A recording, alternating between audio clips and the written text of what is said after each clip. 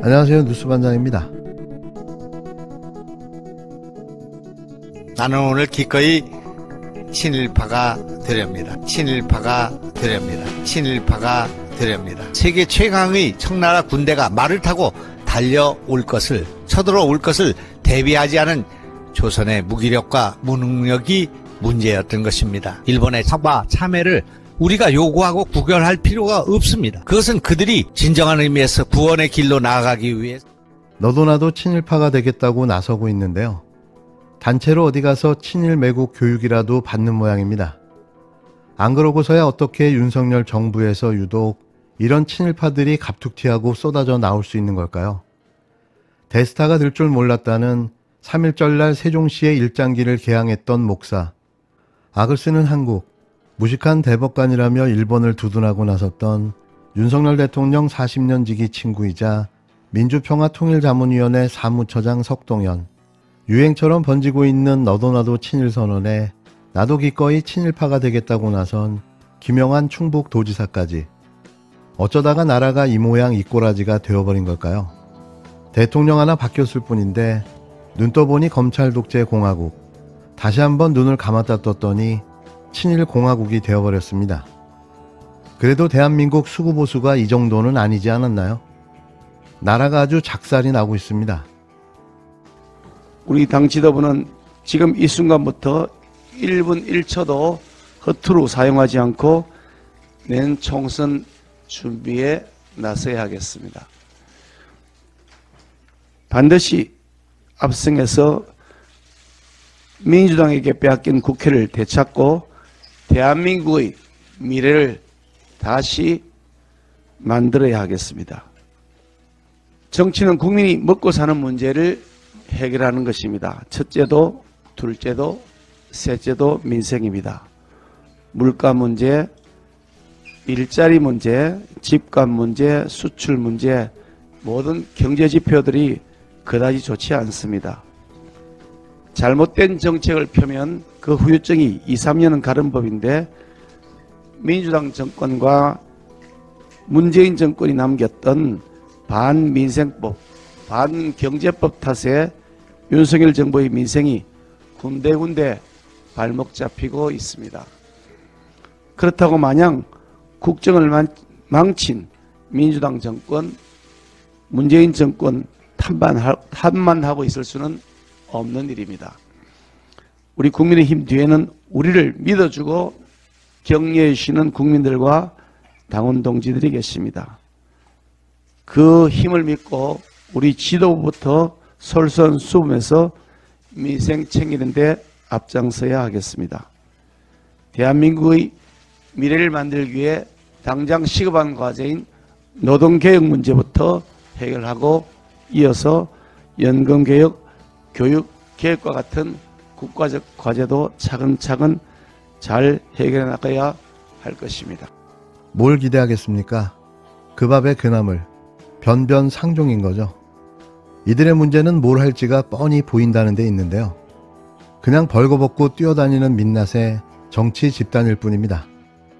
김기현 국힘당 당대표의 취임 첫 일성은 총선의 압승에 빼앗긴 국회를 다시 찾아오겠다는 말이었습니다. 그의 두 번째 말은 여지없이 문재인 정부 탓이었는데요.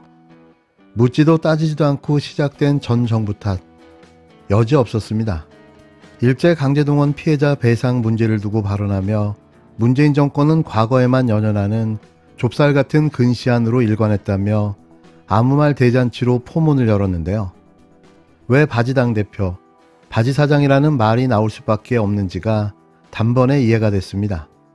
현재 윤석열 대통령과 대통령실에서 나오는 말을 앵무새같이 반복하고 있는 건데요. 대통령실이 써준 걸 읽는 게 아닌가 하는 생각이 될 정도였습니다.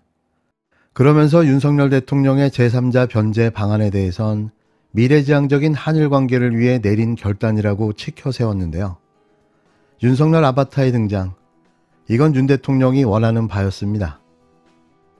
윤석열 정부가 강제징용 피해자 문제에 대한 해결 방안을 내놨습니다. 예전에 민주당 쪽에서 내놨던 방안과 큰 틀을 같이 하는 것이고 미래 지향적 한일 관계를 위해 내린 결단입니다. 사실 일본에 의한 강제징용 피해자 배상 문제는 문재인 정권이 더욱 꼬이게 한 측면이 있습니다. 문재인 정권, 민주당 정권은 국익과 미래를 생각하지 않고 오직 당리당략과 과거에만 연연하는 좁쌀 같은 근시안으로 일관했습니다. 과거는 바꿀 수 없지만 미래는 바꿀 수 있습니다. 미국과 유럽연합도 일제히 환영 일색입니다. 일본이 우리에게 남긴 아픔과 상처에 대한 사죄와 반성이 충분하다고 생각되지 않는 것은 사실이지만 그럼에도 불구하고 미래 세대를 위해 한일 관계의 미래는 새롭게 쓰여져야 합니다. 대한민국은 세계적 경제 대국인 만큼 글로벌한 시각을 가져야 합니다. 당리당략에만 매달리는 무책임한 민주당의 모습을 답습할 수는 없습니다. 우리 국민의힘 의원님들과 여러 당협위원장들 그리고 우리 당원들과 많은 우리 국민들께서 한일관계의 미래지향적 해법 내용을 잘 이해하시고 우리 대한민국의 미래를 위해 함께 동참해 주실 것을 부탁드립니다. 김 대표는 9일 국회에서 취임 첫 최고위원회의를 열고 윤석열 정부가 강제징용 피해자 문제 해결 방안을 내놨다며 미래지향적인 한일 관계를 위해 내린 윤석열 대통령의 결단이라고 강조했는데요.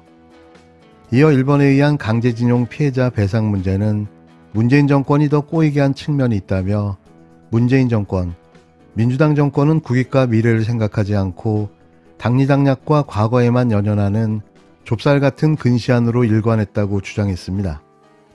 김 대표는 그러면서 일본이 우리에게 남긴 아픔과 상처에 대한 사죄와 반성이 충분하지 않다고 생각되는 건 사실이라면서도 그럼에도 미래 세대를 위해 한일 관계는 새롭게 쓰여야 한다고 어거지 논리를 펴기 시작했는데요. 이게 무슨 미래 세대를 위한 일입니까? 이건 그냥 친일이며 매국일 뿐인데요. 집단으로 최면에 걸리지 않는 이상 대놓고 벌이고 있는 친일 매국 행위를 미화하고 정당화하려는 미사구어일 뿐입니다. 그러면서 김 대표는 대한민국의 미래를 위해 윤석열 정부의 결단에 동참해달라고 호소했는데요. 그는 대한민국은 세계적인 경제 대국인 만큼 글로벌한 시각을 가져야 한다며 당리당략에만 매달리는 무책임한 민주당을 답습할 순 없다. 당원들과 많은 국민들께서 한일 관계의 미래지향적 해법 내용을 잘 이해하고 대한민국 미래를 위해 함께 동참해 주시길 바란다고 횡설수설해댔습니다. 예상했던 대로였습니다. 뭘 더 기대할까요? 윤석열 아바타. 정권에 이어 집권 여당의 당권마저 거머쥐며 내년 총선에 자신의 측근 검사들을 대거 공천해 그야말로 검찰 독재 공화국이 완성될 판인데요. 막아야 합니다. 이러다가는 정말 다 죽습니다.